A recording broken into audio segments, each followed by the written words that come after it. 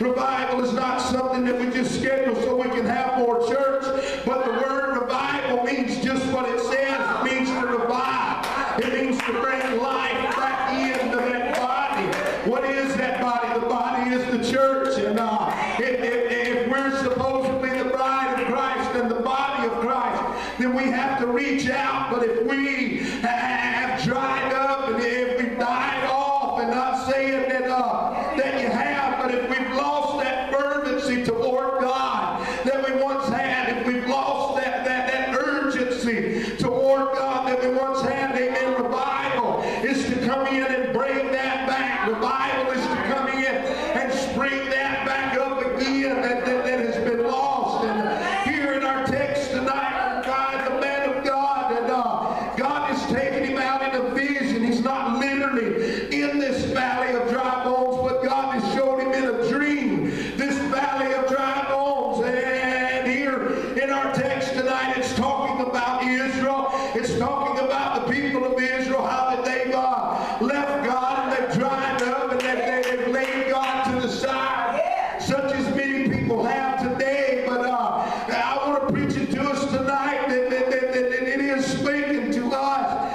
As we've already said, there's always threefold in the scriptures, and there's always a spiritual side. And if it's wrote down in here and we read it in here, that it is to speak to us still today. It is not only for when it was wrote back then, but it is wrote for today. And if you look at verse 7 there, the Bible tells us that when the man of God began to prophesy unto these bones, and when he began to speak unto these bones, he said that he heard a noise.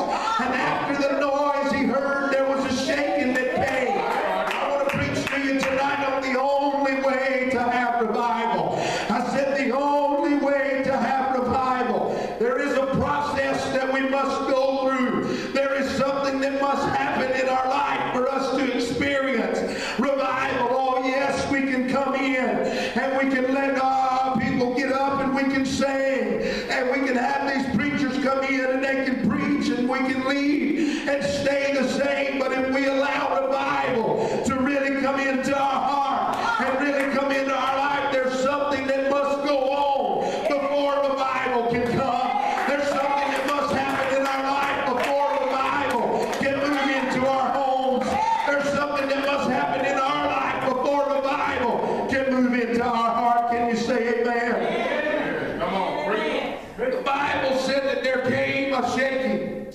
If you look and study this, the Bible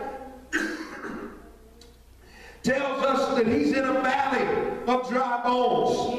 He's out in this valley, or out in this desert, if you will, and will admit. And there's a lot of sand there. There's a lot of things there. And some of these bones, anytime anybody's ever seen something in the sand, sometimes over time as the winds blow across there, and as things happen, they can completely get covered up and you won't ever see them. But if you take and shake that sand and you begin to move that sand as it settles down and as it moves away, then you can find that you're looking for. You know, whenever people go and they search for gold, they put that dirt in a pan and they begin to shake it, and they move the dirt away and the gold becomes forth, and they pick it out of that dirt. So if you look at this and you see that this group of people, or this man is seeing in this vision, that they're in this valley, as it begins to shake, it begins to shake the sand away. And if you, like I said, there's always a spiritual side to everything that's wrote down.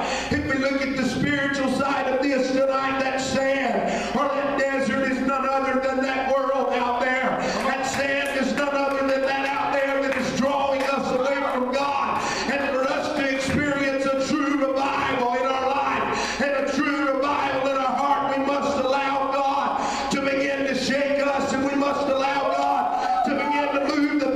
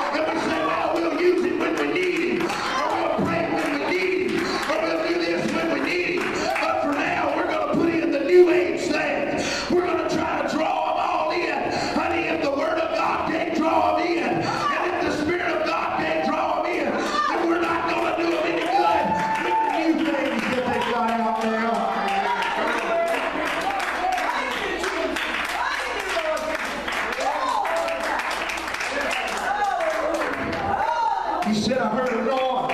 Thank you, Lord. Thank you, Lord. Oh, What was this noise that he heard? got you, Jesus. Got you, Lord. Before the shaking came, Sister Naomi, he heard a noise. Oh, blessed Jesus. Hallelujah. Something spoke. Aunt Willie.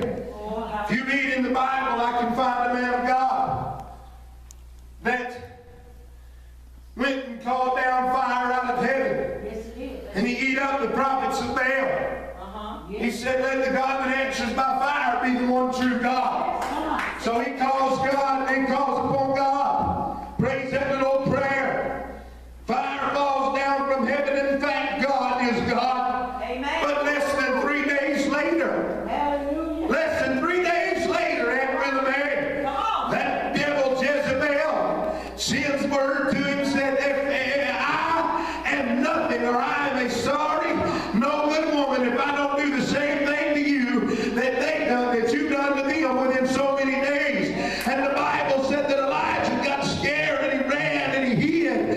And when the God came to him and spoke to him, he said, what are you doing here? He said, Lord, I've been ashamed. I had to run for my life. And you just, I got this going on right here.